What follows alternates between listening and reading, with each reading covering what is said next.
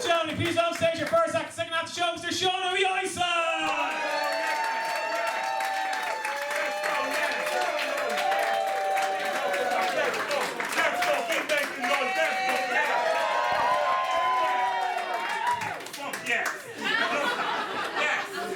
Yes. Who said something? Alright, how people said anything that we're talking about. Alright, lads. Okay, I'm a Nigerian who lives in Ireland, and there's not many of us in this room.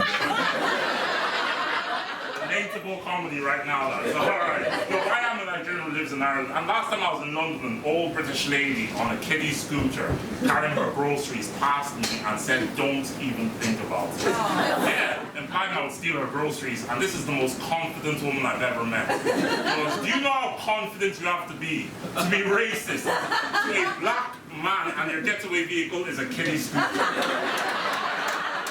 I would never hurt an old lady, but after 30 minutes of this old lady getting away, if I decided I wanted retribution, to catch up, all I'd have to do is take 2 long steps, snatch her groceries and say to her, "You told me not to think about it," which actually gave me the idea. And I'm gone. Her groceries would be mine. She would never catch me. She's on a scooter. If she gives chase, all I'd have to do is find the curb and she's fucked.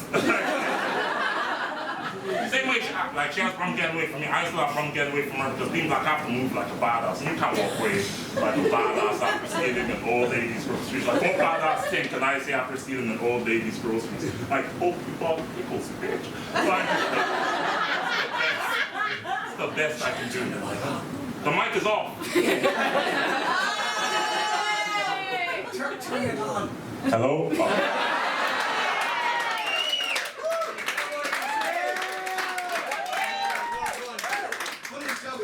Are you guys laughing because you couldn't hear me? Oh, shit. When I turned it on, I actually surprised myself. I was like, "What is that?" Oh, that's terrible. I'm not even going to do my material now. I don't know what to do. You heard me. Thank you very much. The front row heard me.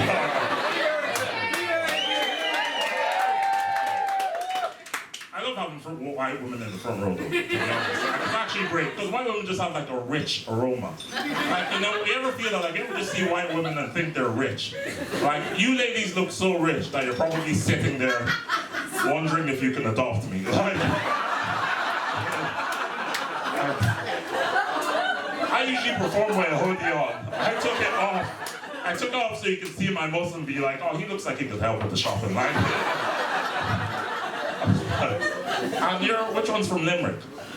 Limerick. Yeah. I actually did a gig and there was a Nigerian guy who claimed to be from a Limerick in Nigeria. Isn't that crazy?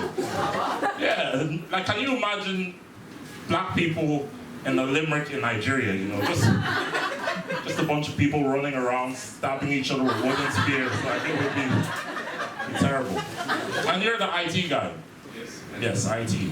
You know, actually, I know a lot of people who work in IT, like family members. Just that in Europe, you guys call it working in IT. In Nigeria, we just call them princes. They get the job fucking done. Their emails, like, you know, these are like their prime victims right here.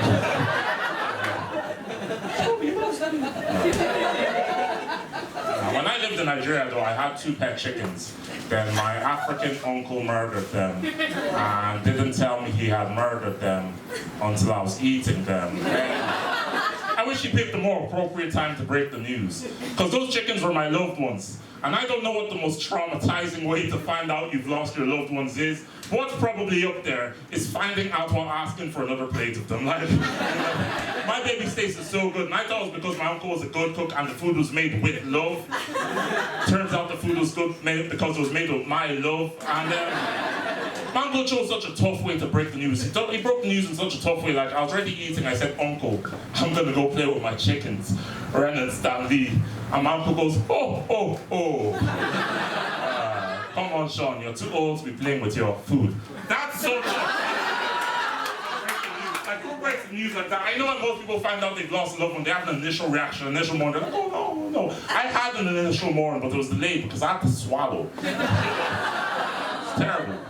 No, but no serious though. I tried to tell my mom that since our uncle had killed our chickens, myself and my two brothers, we can't eat breakfast. We can't eat our food because it's our chickens. And our mom thought this was like a moment to raise her kids. Problem was, our mom had raised me and my two brothers in Ireland. And we had all just moved from Ireland to Nigeria. But my mom was still using the phrases she would use in Ireland to raise us. She hadn't adjusted to the move. So me and my two brothers were like, Mom, we can't eat this food. And our mom was like, there are children in Africa.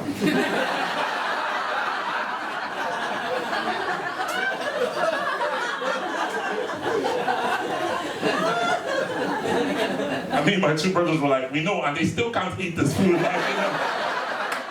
that phrase only works when you picture the poor kids on TV. Me and my two brothers are in Africa with Gucci hats and good vibes. Like, and my mom panicked and she was like, there are children in Ireland who do what? All the people in Ireland do is drink. And Mom, what is this logic? Why do I have to do things just because other people in other countries do them? The logic is wrong. And my mom got upset because I was disrespecting her by being right. And she said, how dare you? That logic is not wrong. I should kick your ass. That logic is not wrong. And I got scared and I wanted my mom to calm down by getting her drunk, but she doesn't drink because Nigerians don't casually drink. So I had to use her own logic against her. So I was like, hey Mom, you should have a couple drinks. And she was like, you know I don't drink. Why would I drink?